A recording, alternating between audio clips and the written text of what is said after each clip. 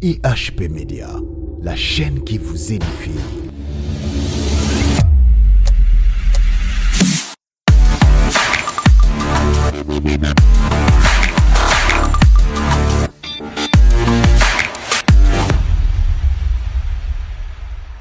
Dans votre émission Choc News avec Eki Bumba, votre humble serviteur toujours dans notre site EHP Média. EHP Média, Topona, Solo la Masolo et Anzambe, ko édifié peuple de Dieu partout Bozwami. Toyebi tenir surtout au sala et kobi kokokisa na baposa ya batonyo sote ko muto yazali parfait na se ya mo yazali te kasi ko ya biso souci ezali ete ngai na yo toyoka liloba ya Nzambe po ete tobongisa bomoi na biso pe to préparer retour il y a Christ parce que Jésus revient bientôt. Voilà tozali toyambi moko ya basali ya Nzambe na kombo ya Pasteur Rick Mans boyebi tango nyonso tu tozalaka na prophète Jonathan na Pasteur Rick Mans kasi lelo to constater pe toza na absence ya prophète Jonathan to boyeba nyonso tu wana na kati ya émission oyo nde tokosolola déjà na invité na biso du jour tokosana te kopesa. Merci Nanatan Mwamba qui est derrière la caméra. Topesi pe Susumbadu, de Ronamamo Walobama trop, Topesi Mbote. Place Azali, Topesi Bainyo, surtout Bazo Langabiso. Mbote Nabino, ma papa Osé Amani, maman GH, Mbote Nayo. Bonjour, révérend Rikmas. Bonjour, papa Eki. Bonne santé, peu Moussalanta. Santé Zali, Mukemuke, Nangolu Yanzambe, Mpe Moussala Yanzambe. Tozali kokoba muke ata confinement naino bapesi biso penda accès na église tokota na bikuke wana te mais tozo continuer pour ça musala. Pasteur Rick Mans tout le monde qui chef de l'état kobeta ko lobali solo il y a déconfinement et toyoki va décider la barre l'activité mususu ba nombre ya batu na ba transport ndenge za ba quotidiennement ezongi nango mais église ezaki fermée tant pour recevoir quand le roi ba serviteur ba impression non ezaki. Bon, merci papa Eki pour motuna wana parce que za motuna moko makasi mingi na to ko meka ko yanola yango ndenge molimo mosanta ko kamba biso. En tout cas tango to yokaki makambo yo mokonzi ya ekolo asali alobi en tout cas pour ngai impression na ngai ezalaki na yango mabete donc namonaki ke oui ce n'est pas un problème parce que ata soki bakangaki bapekisaki tokota na ba ema na ba temple mais tozalaki toujours en contact na nkolo. Alors soki mokonzi ekolo aye alors bon abandi parce que makamango ya abongisi à mon avis ils allaient toujours pour intérêt na biso peuple. Alors à fongoli na ino babar ba biloko mususu wana atiki église bi église ya kofungama après en tout cas pour nanga je n'en fais pas un problème parce que malgré to bandaki na makambo oyo si les lots tozali kaka okoba na kosala musala Nzambe. Alors donc ceux qui 2 semaines ou 3 semaines wana pour makambo fungama je n'en fais pas un problème. Donc eza nango problème te pe bible yebisi biso tozala na botosi na bakonzi na ekolo. Ba pasteur ebele bazolela na tina nango babi bazotonda na bango mpe na babar bango kutu na kati ya église bakokai kotya ba distance ba 1 mètre po ba protocole baza wana yo zobanga na yo tamsu koloba ba oyo ezali baposa na yo to ndenge pena yo moni ke moni yango eza nango problème te. En tout cas bien aimé ezali pour ngai vraiment naza kozongela kaka na moni yango problème ya grave ezali te parce que et baboyi te ke tokozongela baactivité mais baactivité ekozonga na moment oyo ebongisami mpona yango. En tout cas pour ngai nasala yango problème te. Je salue mokonzi ekolo ndenge ye apesi bandingisa na ye. Alors on n'a pas de problème toyebi ke tokozongela mais ata nazozongela na phrase wana bi ata tozalaki na bandako tobandaki kobondela tozalaki en communion na Nzambe po ayoka biso ezali te kasi toke na temple wana Nzambe po ayoka biso parce que azali omniprésent esika nyonso oyo bana bato basangani bana Nzambe basangani mpona kombo na ye Nzambe akoyoka. Pasteur Rick Mans après makambo nyonso surtout est-ce que Maté vous avez les mêmes ou ils ont qui liboso peut-être plus à tape ceux qui n'a yoté mais n'a pas ninga mosusu plus prospérité voyage libala donc plus sur le plan matériel tout sur le plan social et vous avez un démon tout temps où il servir penza basal nzambe belé pe de leçon toyo koyeb sa bandeko musu bater à plus ba visa ba nini na habité aux autres ya mutu visa bon so la commune en place wana au location maté nini. Merci papa Eki nzamba pambola yo pona motuna oyo vraiment na bisu nzamba pambola yo pona motuna na kanisi komona makambo oyo ya COVID-19 en tout cas etei biso nyonso etei ba couche nyonso donc couche nyonso sauf rien. Alors nakomona makambo ya motindo oyo na eloko nga nakosenga na bana na nzambe nakosenga na basali na nzambe esengeli mateya ezala beaucoup plus sur la repentance pour préparer donc église pour enlèvement. Alors donc mateya ezala wana na angle mosusu tokoki koteya na bandimi tosengeli mpe koteya bango bazala bandimi bazala na notion oyo ya provision bazala na notion oyo ya kopreparaka olikeno likambo nazabu namonaka lobi ekoki koya donc nayeba ndenge nini ya kobongisa nakanisi ozali na ngai elongo na plateau na kati ya bible etalisi biso comment nzambe aspeci emoniseli donc vision na pharaon na Égypte. Alors Joseph a interprété vision wana et pharaon apesi Joseph ye moko a s'en charger na makambo wana donc ba bongisa ki pona makambo ezo ya kuna liboso parce que nzalezo ya alors tango nkolo a révélé kote oyo ba sosoli makambo wana Joseph na oyo nzamba tsaki kati na ye azwi likanisi ke ba bongisa basala ba entrepôt ba nini moka minene ko bayeba kosala provision mpo esungaka bango tango nzaleko ya donc basali na nzambe. Donc, priorité de priorité, ils allaient la repentance pour être sincère, pour être préparé donc église na enlèvement. Et donc deuxième élément, autocoupé côté il y a bandimi, dans les bandimi on a papa, c'est-à-dire na ba conseiller école.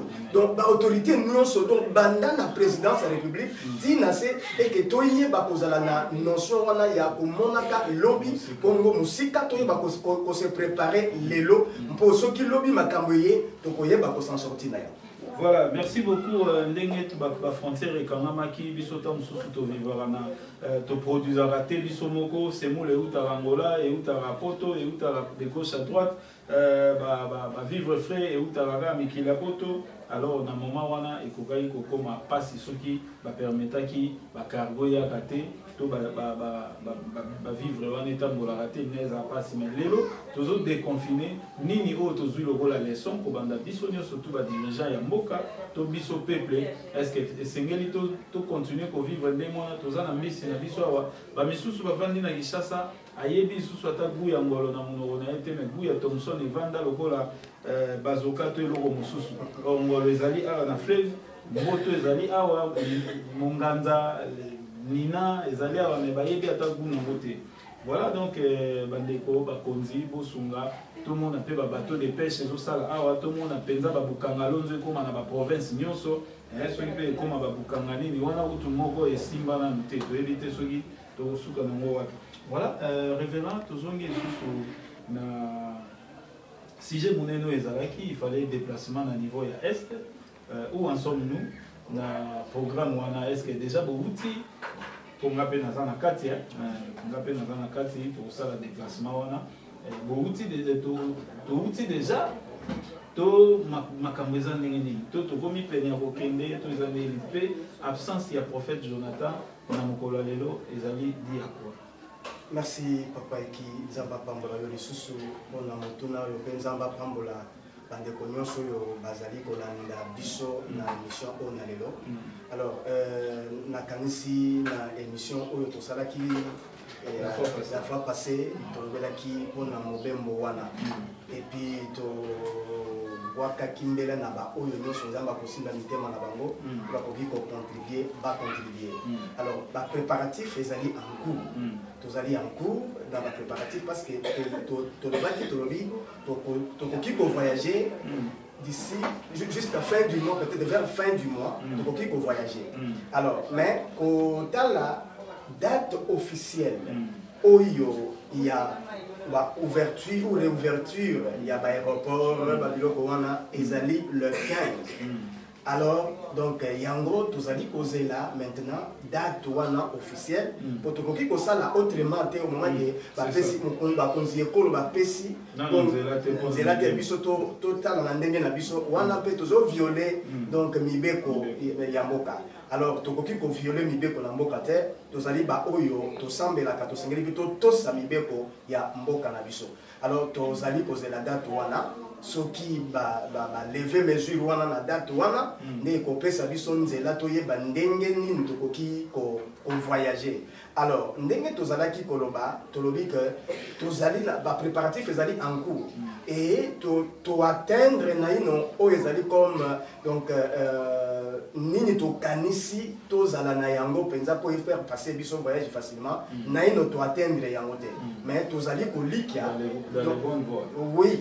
Donc tout ça pour dire que na nzambe parce que eloko nyonso soki bo associer yango na nzambe donc nzambe azala kawana ako assister pe ko kineti na suka tout ça na elika que donc mobembo wana ekosalema soki ba mesure wana nyonso elongwe. Alors par rapport na absence ya prophète alors na kanisi absence na ye ezali significatif parce que donc mobembo toujours lengela yango. Et tant que nous avons malgré nous autres ezali penza makasite ezali ya koningala muke mais donc esengela qui peut à se concentrer na kati na ngomba mpe mpona kotika mobembo yango na maboko na nkolo et c'est comme ça de raison oyo ya absence na ye na émission na biso na lelo. OK.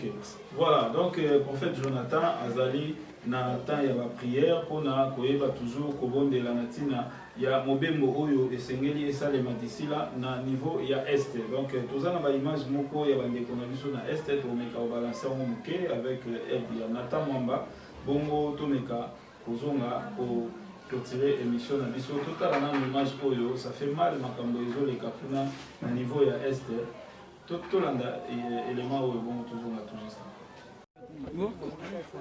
Wengine wawili hapa. Mumsaidie. Mumsaidie. Dongo kupezi. Mwingine aingie huko. Tusongeze miguu papa. Huko mbali sana. Na utumikishe akili usitumike na nguvu. Bwana nguvu. Okay.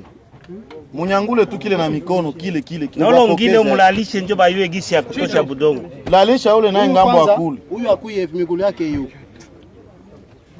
Huyu miguu yake iko.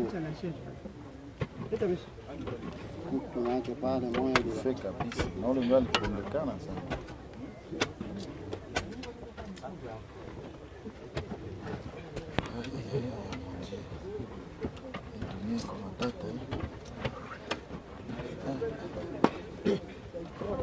Kale kuna funyaga njoka miguu yake iko wapi?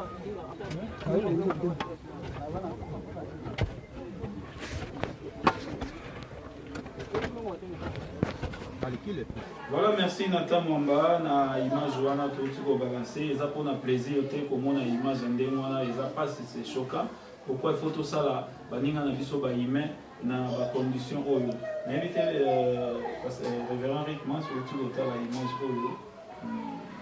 Quelles sont tes impressions par rapport à l'image? Vraiment c'est papa qui c'est triste, c'est triste. Na kota la image oyo ezo salema na mboka na biso Congo kokunda batu bazali vivant, vraiment c'est triste. Alors vraiment le Congo azo senga na bakonzi école même na ba député na biso batika donc ko s'attacher na ba fitilité donc ba yeba koluka bonheur ya ba congolais parce que na est ça ne va pas. Mais bango bazo we la makambo mususu ezali prioritaire o etali même des fois etali même dans population mais etali mabumu na bango l'intérêt na bango. Mais voilà maintenant donc mes frères et sœurs na mboka na ngai Congo na est bazo souffrir. Alors banda to komi na makambo ya guerre oyo to mona ta mokolo moko te que assemblée a interpellé même ministre. Il y a ceux qui a défense, il y a fait l'intérieur, ceux qui a donné. Pour réfléchir par rapport à Makambo, parce que Sengeli, donc Moussala ni Yazo Sala, Nakati ya Mboka Nabiso. Alors c'est triste, c'est triste. Mais, et là, on a na koyeba, pe koyebisa na bande konabiso, c'est-à-dire, oyo nyonso, azali na même mise, na Makambo ele kanaka na est, na Makambo ele kanaka Mboka Nabiso Congo, pour te Congo et kende libosote, un jour, Nzambe akokutana. Un jour, Nzambe a s'occuper naïe. Mais aïe baké, batuba attaque ceux qui basent dans net comme baso bomba, baso quand c'était baso batama, mais ezana Nzambe oya mona kanyoso azo mona bango. Et mokolo moko ezali mpona bango. Mais baïe baké oyo bango baso sala lelo baïe baké un jour jugement ezali. Ceux qui bako bongo la mitema na bango te batika ba bêtise oyo. Donc, ils ont pas signé pour la sœur là-bas. Bamde comme sous oyo, ba sala ba n'importe quoi, ba mimona qui balu baza makasi, lelo bazate. Bazate bazawapi, bazana sia mabele. Alors sengeli biso tozo yasima, donc commençant par donc le chef de l'État, tinase motonyo so ayeba ko bongisa bomo inaye au lieu ya ko faire souffrir ba congolais na motindo oyo. Vraiment c'est triste papa, c'est triste. Mais un colo azala contrôle na mboka na biso. Voilà, vraiment tu comprends avec douleur oyo révérend rythme ça maloba oyo parce que ça fait mal, hein? Ça fait vraiment mal. Donc comme on a ba image ya boye na éviter yo moko mutu ozotimola libulu wana po okotsa moninga na yo mutu azana pe malokola yo oyo azana na ba qualité nyonso oyo za na mopo na après ozipa mabele mususu ozo sentir nini tant on ça la acte vraiment c'est déplorable et puis tant mususu ozo mona oyo kama solo mususu tala ke émission moto uti ko ça l'émission mona de komo babi les familles vendues au diable. Les familles vendues au diable ezali nini bato mususu bakoko na bango basala ba pat bango bazo sibir na ngo lelo bible ezo yebisa biso manga ya ngai manga ya mobesu baboti bakoko baliaka minu ngai epa ya bana. Donc yo ozo sala lelo oza pe na bana otindi bango na mikili ya poto c'est bon otindi bango mais oyebi nini oyo loni pa na bango spirituellement te.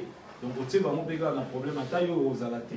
Voilà, nous sommes arrivés à la fin de notre émission. Et Zalaki Abino Ndeko équipe Bumba, Yambaki révérend Rick Mas, Oyo Togope Saye micro, Ape Sabiso, numéro na ya téléphone, P pasteur rapidement Sobi Koki, Oyambisande Komogo Azota Labiso, Jésus-Christ, on a rubrique Nabiso, bon moto clôturé mission Nabiso.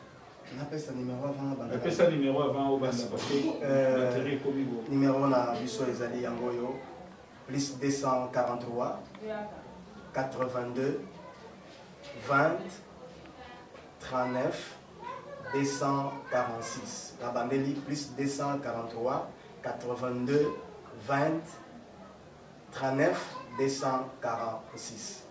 Bien aimé, merci beaucoup. Na lingi ko yebisa na bande ko nyonso komona makambo oyo ya COVID-19. Bien aimé, c'est le moment oyo moko na biso ayeba ko bombisa bomo na ye pe ayeba ko yamba Yesu lokola nkolo pe mobikisi na ye. Donc pona ko yamba Yesu lokola nkolo pe mobikisi na yo eloko na liboso esengeli donc osa la repentance sincère. Osa la repentance yeba ke lisume ko mema yo na kufa. Bongo la motema na yo yamba ye senga Yesu azwa esika na bomo na yo. Bongo naza koloba na mokuse boye sala prière oyo nanga yelongo nkolo Yesu ngai Rick Mans nazali moto na mabe na masumu na tambolaki na lolenge malamu te na mitamisaki ngai moko lelo na ye epai na yo natiki mabe na ngai na fongoli motema na ngai yo yaka ozwa esika lokola nkolo mpe mobikisi na ngai yo otambolisa ngai e ngai nalonga na mokolo na suka na ndimi ete yo ozwi esika na motema na ngai e na ndimi kotika mabe na ngai e yo otambwisa ngai po ete ngai moko nakokoka te na kombo na Yesu Masiya. Nzambe tata na nguya oyo nyonso alandi oyo nyonso akosala repentance sincère mpe akopesa bomoi na ye epai na yo Nzambe tikete yonde osalela ye ngolu Yesu Masiya zwa esika sincèrement na kati ya motema na ye mpe salela ye na kombo na Yesu Masiya. Tambwisa ye parce que ye moko akolonga te kotambwisama yo tambwisa ye. IHP Media, la chaîne qui vous édifie.